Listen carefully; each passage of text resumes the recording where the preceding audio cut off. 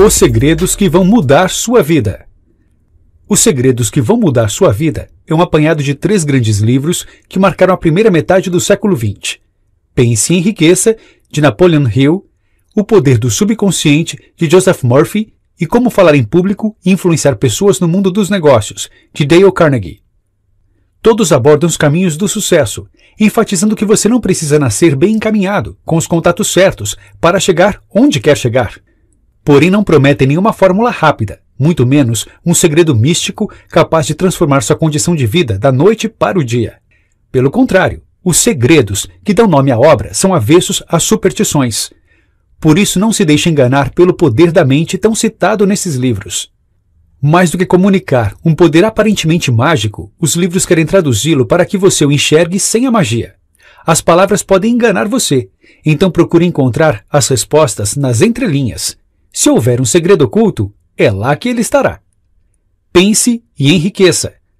Ainda jovem, Napoleon Hill escutou do próprio Andrew Carnegie, um magnata do aço, o grande segredo da riqueza. Contudo, Carnegie deixou claro que a essência do grande segredo não estava nas palavras que acabara de proferir, pois ela não consegue ser expressa diretamente, deve, ao invés disso, ser deduzida por cada um. Então incumbiu o jovem Napoleão com a seguinte tarefa: mudar a visão das pessoas de que os ricos só são ricos se tirarem proveito dos outros. Para isso, Napoleon Hill passou 25 anos pesquisando, entrando em contato com as grandes mentes de sua época e entrevistando os detentores das grandes fortunas. Por fim, sintetizou seus aprendizados em um livro, Pense e Enriqueça. Pratique os 6 passos da riqueza. Todo o livro gira em torno de 6 passos, descritos objetivamente logo em seu início. Contudo, o grande segredo de Carnegie não está ali, pelo menos não de maneira explícita. Os passos apenas apontam uma direção, mas o verdadeiro significado está nas entrelinhas, difícil de ser colocado em palavras. Por esse motivo, o restante do livro destina-se a esmiuçar esses passos, teorizando a respeito da postura mental que deve ser adotada em sua interpretação. Mas antes de chegar lá, conheça-os. 1. Determine o valor exato que deseja ter. 2. Determine o que dar em troca do valor. Nada vem a troco de nada. 3. Estabeleça uma data para ter o dinheiro. 4. Crie um plano e comece a executá-lo, preparado ou não. 5. Faça uma declaração por escrito dos itens anteriores. 6.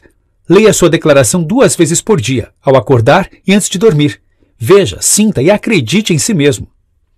Apesar desses passos traduzirem o poder da mente, não há nada de místico, nem em sua execução, nem em sua formulação. Executá-los com base em superstição é a primeira forma de não conseguir o que se quer.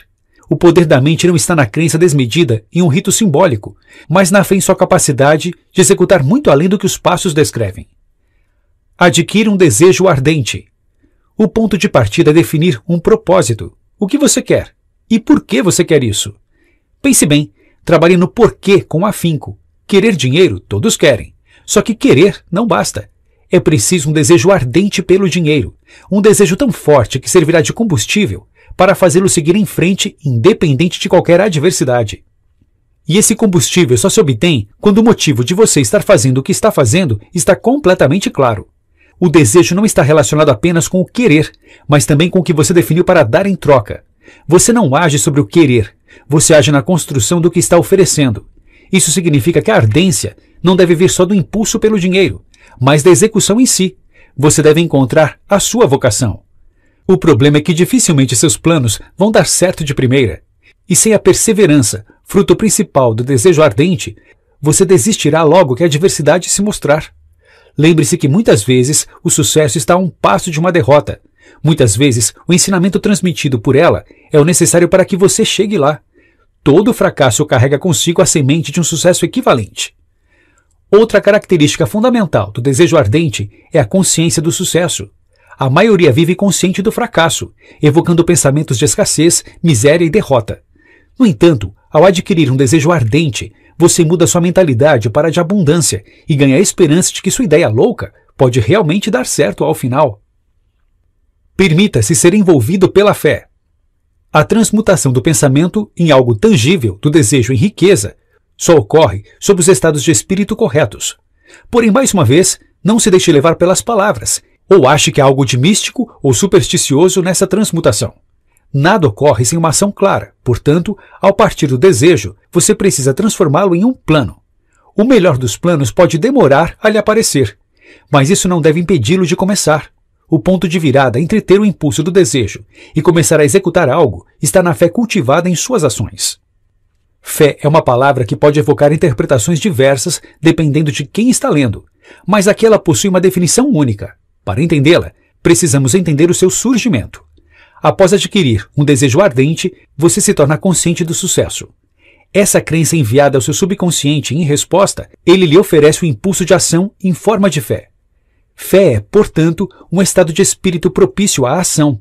Afinal, você faria algo se tivesse certeza que daria errado? No entanto, por mais sincero que seja o seu desejo ardente, pode ser que o seu subconsciente não esteja preparado para deixá-lo no estado de espírito correto. Esse é um ponto delicado. Entenda o subconsciente. O seu funcionamento é simples. Pensamento em conjunto com emoção atrai pensamentos similares.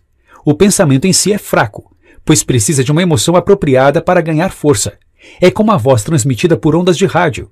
Para que ela consiga vencer grandes distâncias, precisa ser potencializada, envelopada, dentro de uma banda de frequência maior. O subconsciente é o emissor dessas ondas, porém ele só emite as que já vêm potencializadas. Em síntese, o que ele faz é classificar e registrar os impulsos de pensamento originados pelos 5 sentidos. Porém, essa classificação é posterior à interpretação do que foi captado, e é sobre essa interpretação que as emoções agem. Pense nelas como se fossem um filtro. Quando você está com raiva, percebe um ambiente diferente de quando está feliz, certo? Pois então, é somente o resultado desse filtro que chega ao subconsciente. E quanto mais intensa for a sua emoção, mais forte esse resultado chega e mais forte ele é emitido. O subconsciente é a ligação entre sua mente finita, seus pensamentos conscientes e a inteligência infinita, o grande reservatório de tudo que já foi e será criado. É de lá que suas respostas vêm, e portanto suas ideias, seus planos e sua fé. E a resposta adquirida, o impulso que irá levá-lo a qualquer ação, é sempre equivalente ao que foi emitido. Então, se você vive sob influência maior de emoções negativas, elas atrairão mais emoções negativas. Daí o início se torna mais difícil, pois é preciso ganhar embalo até que as emoções positivas comecem a se cultivar. Para superar esse problema, você deve dominar a autossugestão. Sob uma visão mais ampla, a autossugestão é a comunicação entre o consciente e subconsciente. Nada passa do primeiro ao segundo sem a ajuda dela. Se você perceber algo pelos 5 sentidos que seja irrelevante, isto é, de importância duvidosa, e não suportado por uma emoção forte, essa informação será descartada. No entanto, se você acreditar no que está percebendo, reforçar sua importância com uma emoção e repetir o processo mais de uma vez, enfatiza a autossugestão. Note que você tem o domínio de tudo o que chega ao seu subconsciente, pois para chegar lá é preciso passar pela autossugestão. Esse é um processo espontâneo e que é impossível de ser desligado. O que acontece na maioria das vezes, entretanto, é que a pessoa não o exerce. Você precisa assumir a responsabilidade por aquilo que chega aos seus sentidos e estar presente para eles. Só assim você conseguirá estar no controle. Se você quiser introduzir as emoções positivas ao seu pensamento, terá que estar presente para os estímulos externos que as causam e para aqueles que as perturbam. Uma maneira de começar a prestar atenção no processo de autossugestão é praticando a fórmula da autoconfiança. 1. Prometa executar uma ação. 2. Mentalize 30 minutos por dia a pessoa em que você quer se tornar. 3. Dedique 10 minutos por dia para exigir de si a autoconfiança. 4. Nunca pare de tentar alcançar seu principal objetivo. 5. Construa sua riqueza na verdade e na justiça, senão ela não durará. Cada item leva sua atenção para algo positivo. Enquanto estiver executando-os, esteja atento para seus sentimentos e o processo que ocorre em seu interior. No início pode ser que nenhuma emoção forte reforce esses passos, assim como não reforçam os 6 passos da riqueza descritos anteriormente.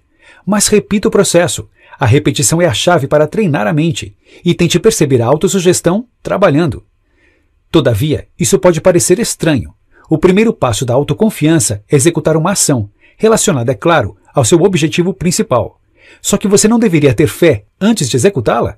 E para ter fé, você não precisaria já ter dominado a autossugestão? Não necessariamente. Precisamos de algo que sirva de impulso inicial. Nem todos os planos, e por conseguinte, nem todas as ações, precisam vir da inteligência infinita. Esteja atento para os conhecimentos necessários. Para explorar a imaginação sintética, A pedra fundamental de qualquer plano é preciso ir atrás de conhecimentos especializados. Porém, não se deixe enganar. Conhecimento não é poder, é apenas poder em potencial. Aqui é onde reside o erro das instituições de ensino. Elas não conseguem ensinar como organizar e utilizar o conhecimento depois de adquirido. Sem isso, o conhecimento é inútil, incapaz de gerar riqueza. Do que adianta o sistema educacional se ele não ensina o mais importante? Seguindo esse raciocínio, pessoas educadas não são necessariamente as que possuem maior conhecimento, mas aquelas que desenvolveram as capacidades para conseguir qualquer coisa que queiram sem violar o direito dos outros. Por isso é preciso estar sempre atento para não correr atrás do conhecimento apenas por tê-lo. Ele jamais deve ser o fim. Na verdade, saber onde encontrá-lo é muito mais importante do que tê-lo. Só que antes de partir em sua busca, certifique-se de que o objetivo da aquisição está bem claro em sua mente. O que você fará quando possuir o conhecimento? Tendo isso definido, vá atrás de uma de suas fontes. São elas: a sua própria experiência e formação, a experiência e formação de terceiros, faculdades e universidades, cursos de qualificação especial, bibliotecas públicas e, é claro, a internet. Muitas vezes, no entanto, ir atrás de alguém que já saiba o que você precisa e que possa fazê-lo por você é mais interessante, pois poupa tempo. Da mesma forma, você possui conhecimentos que outras pessoas não têm e pode ajudá-las a fazer o que precisam. Assim, unir-se com pessoas de aptidões distintas em busca de um mesmo propósito torna-se poderoso. Faça parte de um grupo de mente mestra. Poder pode ser definido como um conhecimento organizado e direcionado de forma inteligente. Ou seja, não basta ter o conhecimento, é necessário aplicá-lo. Seguindo o raciocínio, poder também poderia ser definido como um esforço concentrado para transformar desejo em riqueza, a capacidade de criar algo físico partindo apenas de uma ideia. Só que é bem provável que para essa transformação ocorrer, você precise de vários tipos de conhecimento e manejá-lo sozinho pode ser um trabalho árduo demais. Daí a importância de fazer parte de um grupo de mente mestra. Mente mestra é a coordenação harmoniosa do poder entre duas ou mais pessoas. O grupo então trabalha em prol de uma mesma transformação. Quando unidos, suas mentes criam uma energia potencial comparável a uma mente adicional, e esse excesso é então distribuído a todos igualmente. Todos ganham com a cooperação. A primeira decisão a ser feita quando se está à procura de um grupo é se você será o líder ou um seguidor.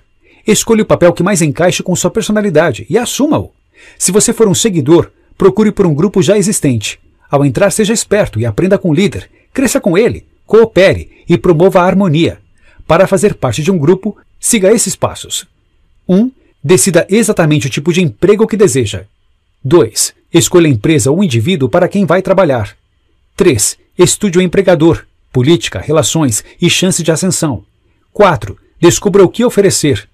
5. Esqueça a ideia de obter um emprego aos moldes tradicionais e concentre-se no que oferecer. 6. Peça a um profissional que ajude você a colocar o plano pensado no papel. 7. Apresente o plano para a pessoa com a autoridade apropriada. Por outro lado, se você está pensando em liderar, assuma a responsabilidade. A liderança exige amadurecimento, autocontrole, firmeza, empatia e fazer mais do que espera que os outros façam por você. Para ser um líder, siga essas etapas. 1. Alice um grupo de pessoas para criar e realizar o plano. 2. Decida os benefícios que cada integrante terá em troca de sua cooperação. 3. Marque reuniões pelo menos 2 vezes por semana, até que o plano esteja bem lapidado. Aprenda outras técnicas de autossugestão. Nada chega ao subconsciente sem autorização do consciente, lembra? Só que para essa frase fazer sentido, você precisa sentir o processo de sugestão.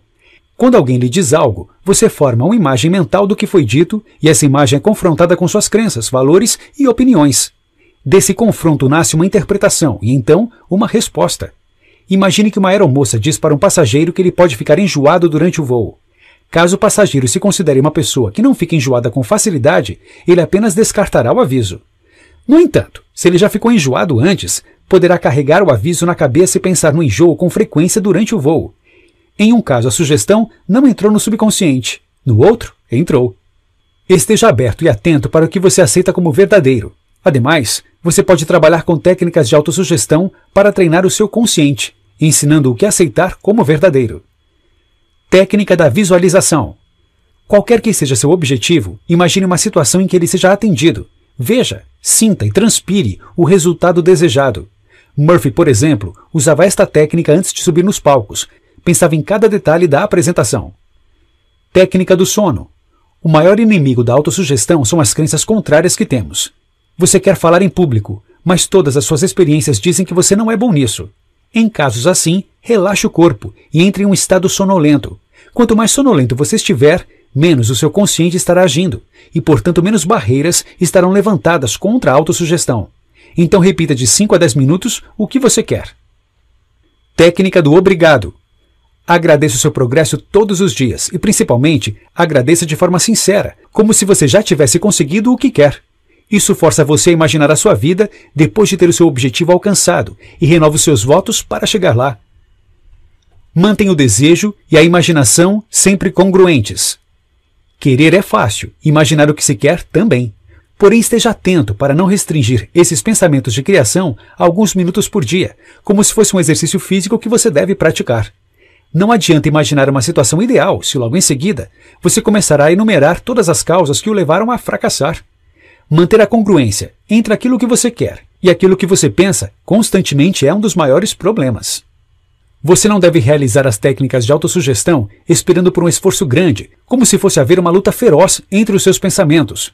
Se há esforço mental, se você acha que precisa acreditar com força no que quer para conseguir, então está fazendo errado. Força mental pressupõe a existência de uma oposição a ela, e a oposição só pode vir de suas crenças já consolidadas no subconsciente. Talvez você esteja querendo dar um passo grande demais se comparado às barreiras mentais que você passou anos erguendo. Trabalhe primeiro com elas, recrie-se e amadureça. Recupere a saúde.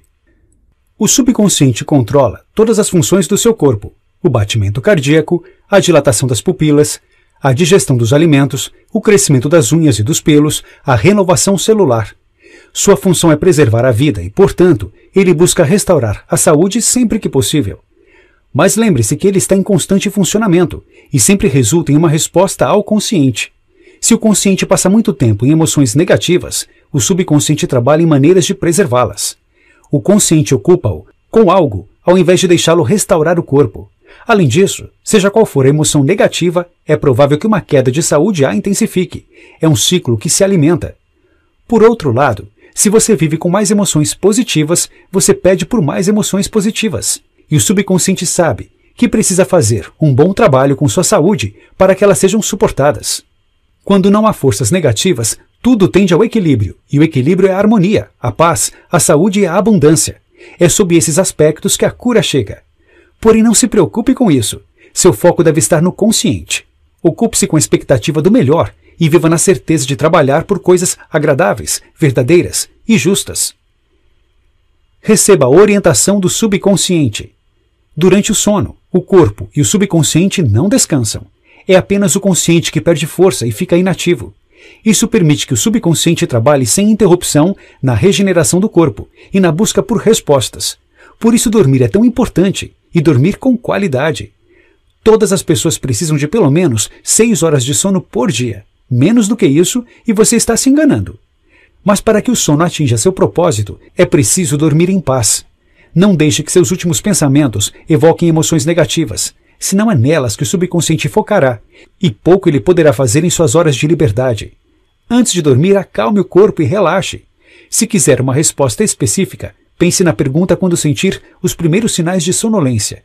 Deixe que o seu subconsciente trabalhe nela, e pode ser que a resposta lhe surja pela manhã. No entanto, ao acordar, não puxe nenhum pensamento negativo. Acorde com a mesma paz com que se deitou. Permita-se deixar os pensamentos livres, sem preocupações. Só assim você perceberá a resposta, caso ela surja. Encontre relacionamentos gratificantes. Preste atenção nos pensamentos que você nutre sobre as pessoas com quem convive. Eles estão relacionados à inveja, ciúme, raiva e ódio, ou à harmonia, paz e amor. Não guarde rancor, não pense mal de ninguém, não sustente um relacionamento pernicioso, não discuta. Aquilo que você alimenta é aquilo que você obtém. No mais, alguns conselhos interessantes de se manter em mente. Pense nos outros da mesma forma que gostaria que pensassem em você. Sinta pelos outros o mesmo que gostaria que sentissem por você. Não julgue e não serás julgado. A maneira como você avalia as ações de alguém representa a mesma maneira como você avalia as próprias ações. Ou seja, quanto maior o julgamento que você faz dos outros, maior o julgamento que faz sobre si. Esteja atento para a maneira como você reage às notícias e aos outros. Se você ficar com raiva de uma notícia, poderá incutir raiva em quem estiver ao seu redor, e isso é o que receberá de volta. O que uma pessoa diz não pode perturbar a outra, a não ser que a segunda o permita. A sugestão precisa passar pelo crivo do consciente do receptor. Portanto, torne-se emocionalmente maduro e deixe de ser afetado. Perdoe os imaturos. Da mesma forma que você não culpa um cego por ser cego, não culpe um imaturo por ser emocionalmente doente. Porém, isso não significa ceder à vontade deles. Permaneça com sua decisão e a comunique gentilmente. Perdoe a si mesmo. É preciso perdoar suas falhas para alcançar o amadurecimento, a paz e a harmonia. Se você queimar um dedo, a natureza o perdoa e regenera o tecido. Da mesma forma, perdoe-se e regenere-se emocionalmente. Desenvolva hábitos positivos. Para adquirir um novo hábito, use as técnicas de autossugestão. Além delas, você também pode tentar o seguinte. 1. Acalme e relaxe o corpo. 2. Crie uma frase relacionada ao hábito e repita. Se você quiser começar a correr, a frase pode ser tão simples como estou correndo, estou correndo. 3. Imagine antes de dormir um amigo lhe dando os parabéns por ter conseguido adquirir o hábito. Um bom hábito para se adquirir é o de colocar a si mesmo em um estado genuíno de felicidade. Abra mão da ideia de que você só será feliz quando tiver alguma coisa. A felicidade nunca está no fim de um caminho. Se você não a encontrar no percurso, jamais a terá. O feliz é aquele que produz e pratica o que há de melhor dentro de si, o resultado de uma mente tranquila. O comprometimento com a felicidade precisa começar ao acordar. Respire fundo, perdoe, sinta a paz e a harmonia e visualize a felicidade em todas as ações que planeja executar naquele dia. Não se trata de criar um sentimento falso. Não espere que a felicidade estará abraçando-o todos os segundos do dia e nem finja que ela está lá quando não estiver. Mas ao acordar, imagine o seu dia como se ela fosse permanente. Os passos acima e as técnicas de autossugestão podem ser usados igualmente para perder um mau hábito. Seja parar de fumar ou comer doces em excesso. Nesse caso, imagine o seu amigo dando os parabéns por você finalmente ter parado de fazer o que fazia. Como falar em público e influenciar pessoas. Dificilmente você conseguirá alcançar seus objetivos sozinho. Relacionar-se com outras pessoas é uma parte fundamental do caminho e, portanto, é importante saber como tirar o máximo proveito dessas relações, nutrindo-as de modo que haja uma cooperação mútua. O segredo para influenciar os outros é exatamente este: desenvolver amizades recíprocas. Veja as regras de ouro de Carnegie. 1. Não critique, não condene, não se queixe. 2. Mostre apreço de modo honesto e sincero. 3. Desperte forte desejo nos demais. 4. Torne-se verdadeiramente interessado na outra pessoa. 5. Sorria. 6. Lembre-se que o nome de uma pessoa é o som mais doce em qualquer idioma. 7. Seja um bom ouvinte. Incentive os outros a falarem sobre si mesmos. 8. Fale de coisas que interessam a outra pessoa. 9. Faça a outra pessoa sentir-se importante e faça-o com sinceridade. Conquiste as pessoas com sua maneira de pensar. 1. A única maneira de vencer uma discussão é evitá-la. 2. Respeite a opinião dos outros. Nunca diga a uma pessoa que ela está errada. 3. Se você estiver errado, reconheça o próprio erro rápida e energicamente. 4. Comece de maneira amigável. 5. Leve a outra pessoa a dizer sim imediatamente. 6. Deixe a outra pessoa falar a maior parte da conversa. 7. Deixe que a outra pessoa sinta que a ideia é dela. 8. Procure honestamente ver as questões do ponto de vista da outra pessoa. 9. Seja receptivo às ideias e aos anseios da outra pessoa. 10. Apele para os motivos mais nobres. 11. Dramatize suas ideias. 12. Lance um desafio. Chegue sempre à frente. Para estar à frente, você não pode se limitar à educação tradicional. Se quiser alcançar o emprego dos sonhos ou empreender, você precisa se destacar. E só conseguirá fazer isso se for atrás do que poucos estão indo. A melhor maneira de complementar a educação é convivendo com outras pessoas, interagindo e prestando atenção nelas, estudando-as, procurando entendê-las genuinamente. E já que você não está preparado logo que termina a faculdade, não deve se frustrar com os seus erros. Há muito a aprender ainda. Na verdade, considere um erro apenas quando cometê-lo uma segunda vez. Então aprenda com eles, aprenda com tudo, esteja sempre aprendendo. Entretanto, o conhecimento não é tudo. Uma pesquisa feita pela instituição de Carnegie revelou que apenas 15% do sucesso de alguém é determinado pelo conhecimento. Os outros 85% dependem da personalidade. Entenda a personalidade como o nível de seus atos que interessam e sirvam às outras pessoas. Ou seja, ter uma boa personalidade significa gerar valor aos outros. Desenvolva uma boa personalidade. Assim como qualquer outra habilidade, isso pode e deve ser adquirido. Para desenvolvê-la, considere 1. Praticar um esporte físico e um jogo de inteligência, como xadrez ou videogame, uma vez por semana. Eles desenvolvem o espírito esportivo e o altruísmo. 2. Faça algo por outras pessoas. Participe de um projeto voluntário, dê aula de graça aos domingos ou faça uma campanha para arrecadar agasalhos. Doar-se é gerar valor aos outros e, portanto, é desenvolver uma boa personalidade. 3. Tenha interesse pelo próprio trabalho. Aprender a fazê-lo de forma excepcional é fazê-lo com entusiasmo. Isso influencia sua personalidade. Ademais, entregar-se ao trabalho impede você de fechar-se em seus próprios problemas. Pense no resultado e em como outras pessoas irão se beneficiar dele. Desenvolva coragem e autoconfiança pela oratória. 1.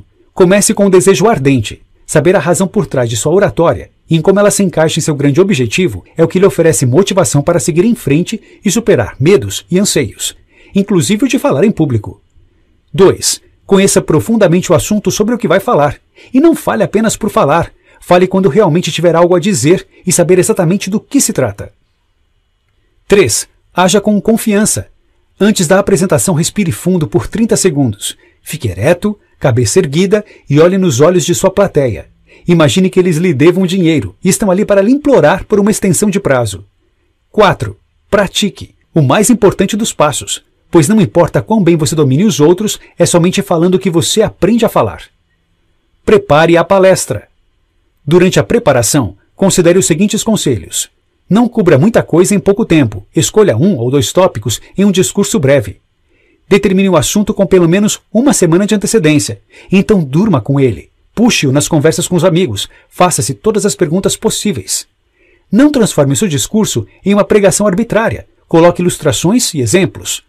Coloque-se no lugar do seu público e fale o que seja interessante para ele e não para você. Reúna uma centena de pensamentos sobre o tema e descarte 90. Preze a diversidade enquanto estiver preparando o discurso. Pesquise a fundo e não queira reinventar a roda. Depois fique com o mais importante. Faça as anotações para a preparação e o treinamento, porém guarde-as no bolso na apresentação. Use-as somente em caso de emergência, só para prevenir uma aniquilação total.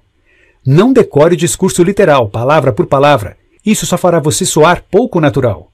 Fale com entusiasmo, com o mesmo entusiasmo com o qual você deve ter feito a preparação. Evite palavras evasivas como "me parece que" ou "na minha opinião". Isso enfraquece o discurso. Não seja positivo demais, nem use muitas exclamações. Quanto mais inteligente for sua plateia, menos suscetível ela será a frases enérgicas. Realize a palestra.